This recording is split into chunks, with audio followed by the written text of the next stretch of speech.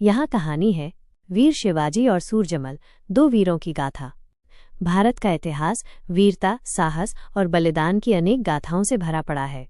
इन गाथाओं में दो ऐसे वीर हुए जिन्होंने अपने समय में अदम्य साहस और रण कौशल का परिचय दिया। एक थे छत्रपति शिवाजी महाराज, जिन्होंने मराठा साम्राज्य की नींव रखी, और दूसरे थे महाराजा सूरजमल, जिन्होंने भरतपुर रियासत को एक शक्तिशाली राज्य बनाया। यह कहानी इन दोनों वीरों के जीवन और संघर्ष को दर्शाती है। शिवाजी का प्रारंभिक जीवन।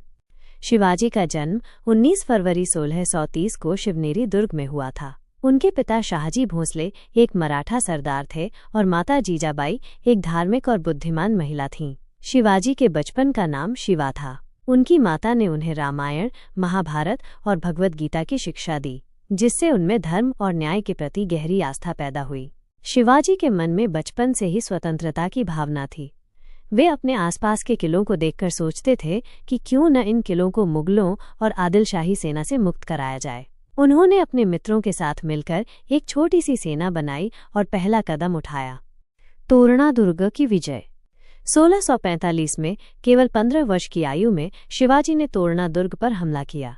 ये दुर्ग आदिलशाही सुल्तान के अधीन था। शिवाजी ने अपनी छोटी सी सेना के साथ रात के अंधेरे में दुर्ग पर धावा बोला और उसे जीत लिया। यह उनकी पहली बड़ी विजय थी, जिसने उन्हें एक वीर योद्धा के रूप में स्थापित किया। तोरणा दुर्ग की विजय के बाद शिवाजी ने कई अन्य किलों को भी जीता। उन्होंने रायगढ़, प्रतापगढ़ और सिंहगढ़ जैसे किलों को अपने अधीन किया। उनकी रणनीति और साहस ने मराठा साम्राज्य की नींव रखी। अफजल खान का वध। 1659 में आदिलशाही सुल्तान ने अफजल खान को शिवाजी को पकड़ने या मारने के लिए भेजा। अफजल खान एक बड़ी सेना के साथ शिवाजी के खिलाफ चला। शिवाजी ने उसे युद्ध के लिए ललकारा, लेकिन अफजल खान ने धोखे से उन्हें मारने की योजना बनाई। प्रतापगढ़ की पहाड़ियों पर मुलाकात के दौरान अफजल खान ने शिवाजी को गले लगाने का नाटक किया और छुरा मारने की कोशिश की, लेकिन शिवाजी ने अपने बाघनखे तगड़े नाखून से अफजल खान का वध कर दिया। इस घटना ने शिवाजी की वीरता को और बढ़ा दिया। शाइस्ता खान को पराजय। 1660 में मुगल बादशाह औरंगजेब ने शाइस्ता खान को शिवाजी को दबाने के लिए भेजा। शाइस्ता खान ने पुणे पर कब्जा कर लिया और शिवाजी के महल में रहने लगा। शिवाजी ने एक साहसिक योजना बनाई।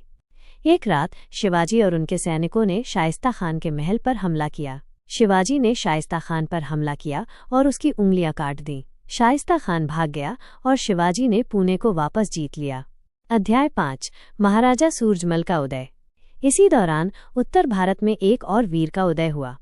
महाराजा सूरजमल, जाट समुदाय के नेता, ने भरतपुर रियासत की स्थापना की।